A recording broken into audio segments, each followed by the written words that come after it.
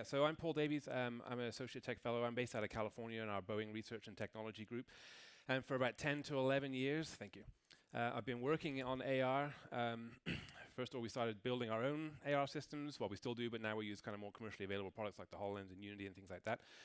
What I'm going to talk about today is give you a kind of a big picture overview of what we're trying to build. And I'll include some architecture of how things communicate with each other. And then I'm really going to talk about, well, three major topics. One is our alignment process, how we align content to an airplane.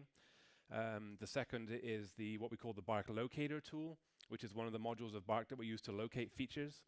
And the third is what we call BARC Wire Install, which is a version of the BARC that we use to install wiring on airplanes. So that's the plan for about the next 20 minutes. So when we think about AR and what it can do for us, these are the 5 traits that we are looking to realize in our factory. So the biggest 2, I think, for us are reduction in assembly errors and reduction in assembly time. If we can build things faster and do it more accurately, that's going to be really good for us. The others are more tangential, but these are the 5 things we're trying to achieve by implementing BARC in the factory. And this is kind of what it looks like from a big picture perspective. We've got different modules. If I'd start from the top to the bottom. So we would call the production data layer on the top, and that's where all the engineering data exists, whether that be like a work instruction in an MES system or a CAD model in a repository. But this is where we tie in all the production data from the various systems. And you see I've got up here, I've got MES 1, 2, and 3. We use multiple MES systems. So we've been building out interfaces to a couple of these different systems so we can pull in like work instructions and jobs into the system. And then I've also got multiple data sources, 3D data source 1, 2, and 3. We have multiple repositories for data as well. And then we also have a chance to pull in other data, which I'll talk about when we get to the locator. But essentially, all of those things are pulled into what we call BARC Services. And BARC Services is a cloud-based platform that runs inside our firewall. We have our own cloud platform. And BARC Services can pull in data from a few of those systems now. We've got more work to do. You see all the light blue ones are all things we've got planned to do in the future. I removed the names of the MES, but if anyone's interested in details, come find me later. But we've built 3 interfaces today, and we're building the rest throughout the next year. BARC Services will then pull in data and package it up into content that is appropriate for an AR device, whether it be a tablet or a HoloLens or a smartphone. And then it will deliver that device based on the user. The user will identify themselves with a QR code that's generated by BARC Services, assigned to a user. A user scans the code and it delivers their content, whether it be like an installation plan or a work instruction, to the front-end application, which could be, again, wire install, locator, training, or part install. The 2 that are most mature I'm going to talk about today are the wire install and locator. And then that data can be viewed on different platforms. Most of our work is on the HoloLens and on smartphones. We also are doing a little bit with Windows tablets, but not so much. So that gives you a kind of a big picture view of what we're going to cover today. So first thing I want to talk about, so all of those yellow boxes, all of those BARC front-end modules need to have some kind of alignment capability. That is, how do we take content that we want to show and how do we align it to an assembly or something you're building? So we do that using our what we call precision alignment process, and I think I've talked about this before at other events, but essentially it's a currently 3D printed handheld tool, has a Vuforia marker on it, and then we know the dimensions of it, and you touch 3 points on the assembly using that tip on the back. And then in our application, we collect those points, and then we can construct a coordinate frame. And basically what that does, it puts the HoloLens or the tracking system in the same coordinate frame as the aircraft. So when we show a CAD model or something, it then aligns up with the aircraft. And we can get accuracy, well, depending on the tracking system, we can usually get down to less than half an inch on a large assembly in terms of alignment accuracy. So all of our BARC front-end systems use this alignment process. This is how it looks inside the app. I'm not quite sure what happened to that third picture there, but as I said, you collect 3 points, and on top of the tool itself, this menu pops up, and you air tap if you're on a HoloLens, or click if you're on, touch if you're on a cell phone, and you collect those 3 points, and then it'll align. And I'll show you a demo of that in just a few minutes. So first of the 2 applications I'm going to cover is the BARC Locator. So this is really a tool that you can use to locate anything. Mostly our use cases are around locating holes, temporary fasteners, stringer clips, harness attach points, things like that. This particular use case I've got up here is a surface of a wing. It's a large commercial wing. And there's a process where between automated drilling, we've got to configure these temporary fasteners in the right place every time. And so there's a lot of them. There's about 1,000 of them on the surface of the wing. And other ways of doing this have led to consistent problems in terms of like people missing. There's a fastener where it shouldn't be or the other way around. So we built this locator tool actually for this use case. And we can pull in what we call a location data file, which is produced from the manufacturing engineer. So they make this big location data file. It's just a comma-separated values file, CSV. Our application reads it in, and then it provides for, this is the user interface, this was on the HoloLens, this provides for a couple of options. You can select multiple alignment zones. The wing is too big for our 3-point alignment touch to work accurately across the whole wing. So we can have multiple alignment zones in different places on the wing. And again, I'll show you a video of that. So on the left there, you can select which alignment zone you're in, and then it breaks up the data into different like categories. So they might want to see the location where all the fasteners should be. So they can choose that on the right-hand boxes here, or they might want to see where all the holes should be, or whatever, however they've broken up their data. And we tried to build this in a really like modular fashion so that we can replicate this to other use cases. It's not just for fasteners, it could be for other things as well. And we've got plans to use this on other programs. One thing I'll note here, if you look at the top there, it says velocity threshold. On all of our BARC applications, we turn the display off whenever the user is walking, especially on a head-worn display. We don't want any distractions in a factory environment where there could be hazards around. So that's actually the threshold at which the display goes blank, and they can adjust it depending on exactly what they're doing. But generally speaking, turning and rotating is fine. As soon as you start to walk, everything goes blank, and as soon as you stop, it all comes back again. So that's what that is. And again, all of our BARC applications have that. This is a video of the early version of the Locator. You can see the menu looks a bit different, but it's kind of the same idea. Interesting, we put this red box here. So when you're wearing a HoloLens, as you all know, the field of view is not completely immersive. And we wanted to make sure that the person wearing it understood only where they would see things and where they wouldn't expect to see things. So we actually draw that red box that outlines the field of view that we can draw things on the HoloLens. On the video capture, of course, it can draw outside of that, but on the device, it only can draw things in there. So that helps us make sure electricians or mechanics aren't expecting to see something, and maybe it is there, but we just can't draw it. And you can see here those little yellow dots. I hope you can see them. They're a little easier to see on the device. But for this particular use case, it's showing a certain configuration of fasteners. I'm not quite sure which subset this is, but it's the way the manufacturing engineers have set up the data file.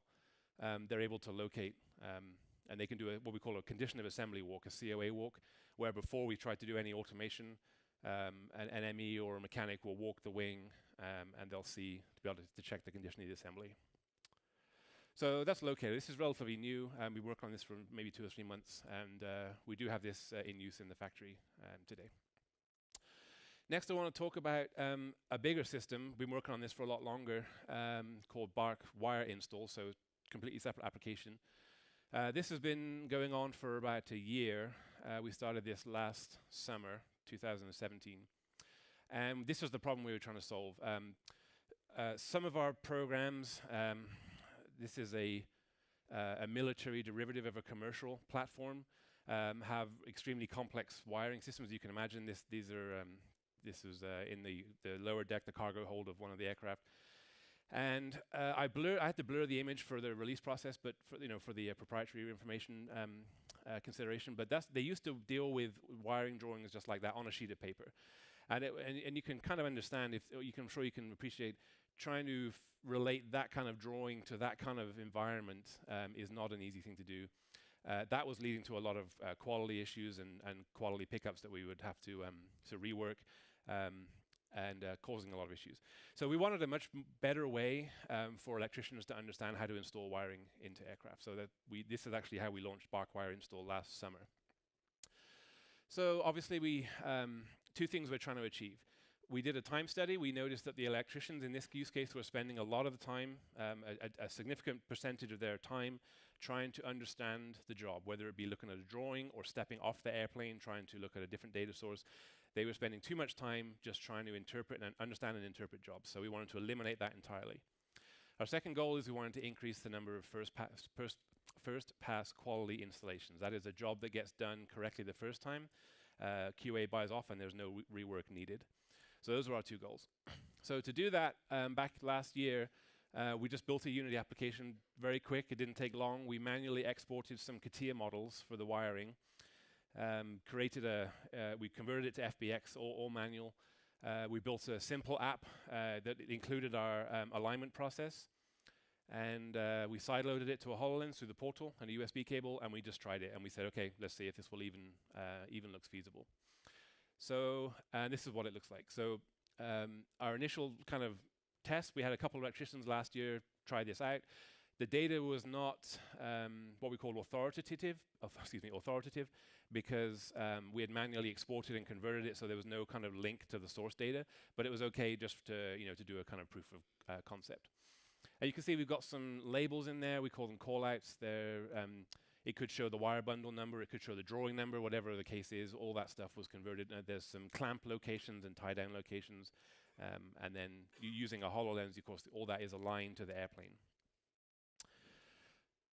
So then we decided, okay, this looks like it's going to work, but we need to make it scalable.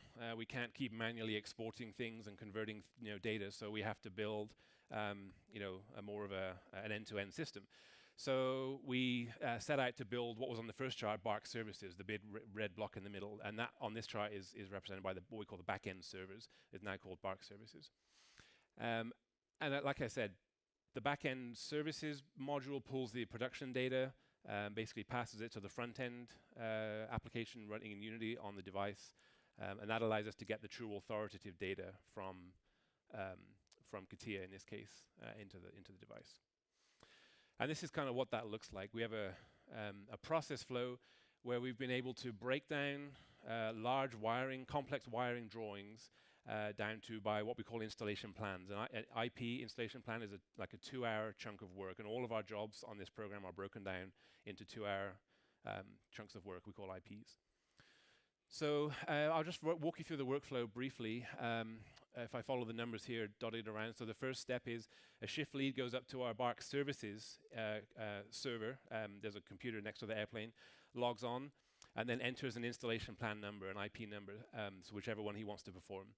So that's all defined by the manufacturing engineers. So they get the IP number, they enter it, they assign it to an electrician. So there's a list of electricians who have been trained.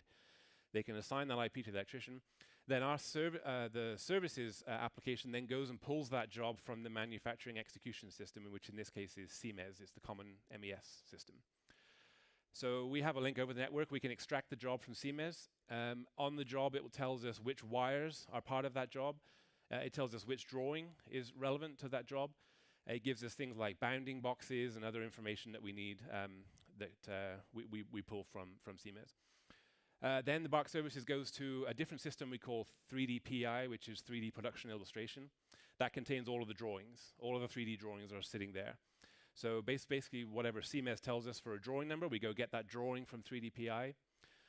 And then we build an XML file that helps us to kind of interpret that drawing onto the HoloLens.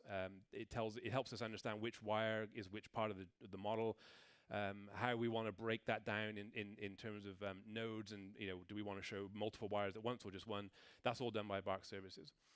And then Backend Services creates an asset bundle, a Unity asset bundle of all that information, and then stages it ready for retrieval by the front-end application. Now, when the electrician comes along and he's ready to do the work, he logs on to Backend Services onto the desktop using his employee badge. We use smart badges. And then Services generates a temporary QR code that is only valid for 1 minute. So when it displays the QR code, the electrician has to look at it with the HoloLens within that time frame. And once he does that, the server will authenticate him onto the device, and it'll pass him that asset bundle. So then whatever jobs were assigned to him end up onto the HoloLens. Then he can leave the area, go onto the airplane, and start doing the work. I have a better, kind of a lower level architecture of how that works today. The main thing I want to point out here is we're in the process of getting the HoloLens connected to our enterprise network. We have some devices that are connected. We've got them under MDM control, but not. We're still working out some of the final details of that. So the system in the factory, they actually use HoloLens that are disconnected from the network, and so that's why there's an on-network piece on the left and an off-network piece on the right. The on-network piece is basically the services layer, and then what we actually have to do today is use a thumb drive to transfer the data bundles from one computer to another, which then has a Wi-Fi link to the HoloLens. We're in the process of combining this. We're about 6 weeks away from having all this combined into one server running in the cloud with our HoloLens devices on the corporate network as well. So we'll do away with the off-network piece. So just to recap, so a couple of things, 4 things really that the services is responsible for. Automating the packaging of all the engineering data into an asset bundle, delivering that data over a Wi-Fi network. It monitors the asset bundle creation status. If there's a problem, sometimes there might be an issue with the job in the manufacturing execution system that causes our process to choke. So we monitor it. If there's any holdups, we're able to to record those, and then we periodically remove any old data, either on the services or on the device. We don't want old models floating around. So anytime after 24 hours, if the asset bundle is still there, it just gets removed. We call that the cleanup service. And then you have to rebuild the job if you want to view it again. And that ensures that we don't have any stale data floating around. So I have a couple of screenshots here just to show you a little bit more of that process flow. This is the services UI. And again, this is just in a web browser. It's running in the cloud. You can access it from any computer on the corporate network. And the couple of things you have to enter, I mentioned the IP number, the yellow box that says order ID. So again, the shift lead would enter an IP number, a line number, which is I guess the serial number of the aircraft on the line, and the sheet number of the drawing. We actually don't need that anymore, but that's why it's there. And then on the right-hand side, this is where you assign that job to a user. So these are all the electricians that have been trained. I'm not an electrician, but my name's there. And then at the bottom, you pick some alignment points. So those are the 3 points and the very first thing I was talking about with the handheld tool. Those are the 3 points that you have to touch to align the content to the plane. And they can define new sets of alignment points, and then for every job, they have to pick which set they want to use, and then that all gets packaged up as part of the asset bundle. Typically, they use points that are on the doorway as you walk into the aircraft. That way, they align it when they walk in, and then once they're in the plane, everything is aligned. But sometimes they like to pick points that are closer to the job. You tend to get better accuracy if you pick points that are around the job but not too big and things like that. So they've made a couple of sets of alignment points. And then once you click Build Job, I mentioned one of the functions of the Bark services is to monitor the asset bundle creation. So that's what's happening on the left. It takes about anywhere between 3 and 15 minutes to build every bundle, depending on the size of the models that are going into it. So we actually built a queue system. So you can actually just enter them one after the other. You don't have to wait for the last one to finish. They all go into a queue. And roughly our concept is these get built the night before for the following day. So they could be 30, 40, 50 jobs being done the following day. So they would enter all those the night before, and it would just run overnight, building those jobs. And in the morning, they're all there ready to be retrieved by the HoloLens. And then when the users come in, this is what they can log on. The electricians, they see their QR code, they look at it, and then it downloads their jobs onto the device. And this is what it looks like from the HoloLens side of things. You put it on, you launch the Bark wire install app, and it says scan. You have to say scan QR, so it uses voice recognition. You say that, show your QR code. Then it shows you your employee ID number on the top left there, and it downloads your jobs, and then it gives you a menu that shows all of the jobs that you've been assigned here. There's only one in this demo, but there could be more than one. And then once you click on the job, the installation plan you're going to perform, it then uses that XML file to understand which wires are in that model, and then it shows you here, and there's 4 shown, there could be more. So they know that job is to do part of those 4 wires. And it may only be to route a small section of that wire. It's only 2 hours worth of work. So it's not always to do the whole wire. It could just be a section of it. And then you can move, I'm not quite sure what happened with that picture, but you can move things around. You can pin this menu wherever you want it. You can pin these things out of your way. These are some of the functions we have. You can turn structure of the airplane on and off, so you can see the physical structure of the plane if you want, not just the wiring for context. You can turn on and off the flags, the call outs, and those kind of things. We have all that controlled by this menu. And then as you install the wires, you can click on the little box next to each one as you do it, and then it'll change the color of that wire so that you can keep track of which ones you've installed and which ones are left to do. So I have a short demo video of what that looks like. So again, the UI has changed a little bit, but you'll get the idea. So this was the 3D printed tool. And depending on the alignment points they picked, it looks like that nut head was one of them. So he touches the tip of the tool onto the nut head, and then either the HoloLens clicker is embedded in the handle, so they can either just press the button, or you can air tap, or you can just say select using your voice, and that's how you collect the point. So you do that 3 times, and that's the third one. And as soon as you've done that, it is able to orient the CAD models into the same coordinate frame as the aircraft. And as I mentioned, we can usually get down to less than ½ an inch in this kind of environment, which is good enough generally for wiring. So this is a whole PI drawing, as we call production illustration drawing. This is the whole section of the aircraft. It's too much information to consume just to install 1 or 2 wires. So you can view it if you want some context of what you're seeing, but if you really what you want to do is only view the couple of wires that are assigned to you for that job. So by using your voice, you can use a voice command and say menu on. You'll see that in just a second. It will bring up a list of all the IPs that you've been given, and I showed you that in the screenshot. And when you select the IP, it'll then filter out all of these models here so that it's only showing you the wires that are part of your job, and it turns them orange, so you can see them a little clearly. The IP menu selection, I think, is somewhere in the middle of this video. Here it comes. So by, again, using your voice, you say menu on, it brings up your jobs. You can select one.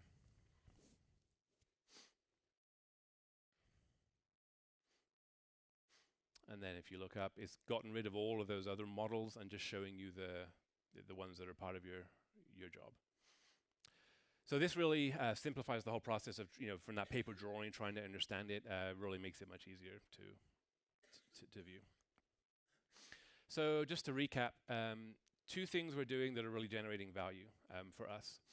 The first is we're taking 3D data, kind of a core, baseline, AR capability, registering that 3D data to the plane. That's a big chunk of the value here. If you don't do that, well, our old method was to look at a drawing, try to interpret what you're seeing, relate that to a 3D airplane, very complex assembly. Once you think you understand it, you would turn around, you would try and do the job on the plane. Maybe you understood it, maybe you're going to make a mistake. With the new process, there's no drawings to look at, there's no paper drawings, there's nothing to interpret because it's all 3D and it's registered to the plane, and there's nothing to remember because you see it as you're doing the job. All you do is look at the aircraft and perform the work. Second thing we do to generate data is generate value is we kit the data. What we mean by that is break up these big chunks of information down to what's useful for a 2-hour job. So again, taking the complex drawing and then only showing the wires that are relevant, and then more so than that, we actually draw a bounding box of what's around that job. So they actually know they only have to route it within that bounding box for that particular job. So using these 2 things, we've done some time studies. We have some really nice results. We've looked at average time it took to do particular jobs before we started using the HoloLens and what they take now. We typically see around 24–25% reduction in the time it takes to do those jobs. Of course, that doesn't take into account any rework saved. We haven't measured that yet. We're just timing the first time install job. So about 24–25% lower there. But more importantly, or more significantly, the number of defects has gone way down by about 70% by using this kind of tool. So again, not only are we doing it faster, we're doing it more accurately. And there's a number of studies that you can go search. We've done some, others have done some that showed roughly the same kind of scale of numbers. Usually time savings in touch labor assembly tasks is good, is not as significant as reduction in errors, and that's what we've seen in the factory. So with that, I thank you for listening.